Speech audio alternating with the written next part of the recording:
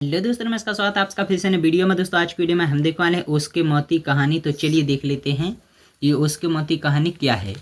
तो राजा कालजीत एक बड़े राज्य पर राज करते थे। उन्हें प्रजा से बहुत प्रेम था और प्रजा की सेवा के लिए वह सदैव तैयार रहते थे। उन्हें इस बात का दुख था कि उनकी रानी बासुमती प्रजा का बिल्कुल ध्यान नहीं रखती थी।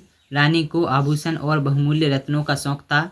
वह रोज नए नए आभूषण बनवाती थी। राजा चिंता में डूबे रहते थे। वे सोचते, राज्य का इतना सारा धन रानी केवल आभूषणों में खर्च करेगी तो प्रजा की भलाई के कार्यों के लिए धन कहाँ से आएगा। उनके एक विश्वास पात्र मंत्री से एक युक्ति सुझाई जिससे राजा का चेहरा खिल गया। राजमहल में थोड़ी दूर पर एक बगीचा था। राजा प्रातः यानी सुबह वहाँ पर घूमने जाया करते थे। एक दिन उन्होंने रानी को भी साथ चलने को कहा। बगीचे में अनेक फूल खिले थे।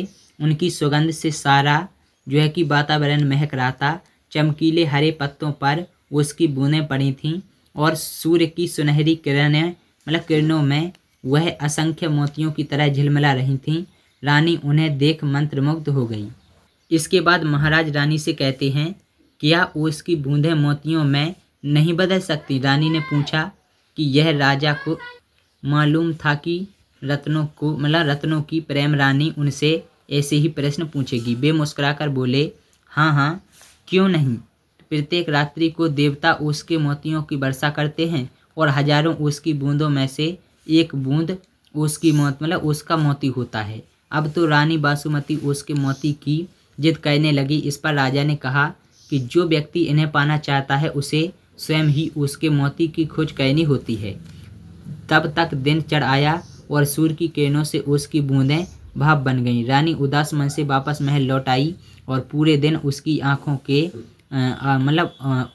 आंखों में उसके मोती चमकते रहे। उसे अपने सारे आभूषण उन मोतियों के आगे फीके लगने लगे। दूसरे दिन वह सुबह सुबह उसके मोतियों की खोज करने लगी। बगीचे की ओर चल पड़ी और बहुत देर तक ढूंढने के बाद भी वह खाली हाथ लौटी। अब तो रोज ही ऐसा होने लगा। इधर उधर धीरे धीरे प्रजा को सब पता चला कि रानी रोज सवेरे बगीचे में जाती है। तो दुखी लोग दूर दूर से फरियाद लेकर आने लगे और रानी उनकी समस्याएं रास्ते में सुनती जाती और रानी से सारी बातें महाराज तक पहुंच जाती। राजा कालजीत को रानी के बदले हुए स्वभाव पर तब बहुत आश्चर्य हुआ जब रानी ने अपना प्रिय चंद्रहार उतारकर एक गरीब स्त्री को दे दिया, जो कि आप लोग इस कहानी में देख सकते हैं। तो चलिए आगे बढ़ते हैं और आगे कहानी है कि अब रानी बगीचे में जाती तो थी पर मोतियों की खोज में नहीं। अब उसका सारा समय प्रजा के दुख दूर करने में बीतने लगा। एक बार वह राजा कालजीत के साथ बगीचे में गई तो राजा उसे सरोवर के पास ले गए। निर्मल जल में दोनों की छाया साफ दिखाई दे रही थी। रानी के मस्तिष्क पर श्रम करने से पसीने की बूंदें झलक आई थीं। राजा ने कहा, देखो महारानी, तुम्हारे मस्तिष्क पर वे उसके मोती सुंदर लग रहे हैं। रानी ने एक पल अपनी छवि पानी में देखी और लजा गई। बगीचे के बाहर संतुष्ट प्रजा रानी की जय जयकार कर रही थी। तो ये था वीडियो। अगर आप लोगों को वीडियो पसंद आया है तो वीडियो को लाइक और शेयर करना और चैनल को सब्सक्राइब कर लेना। चलिए मिलते हैं अगली और किसी नई वीडियो में।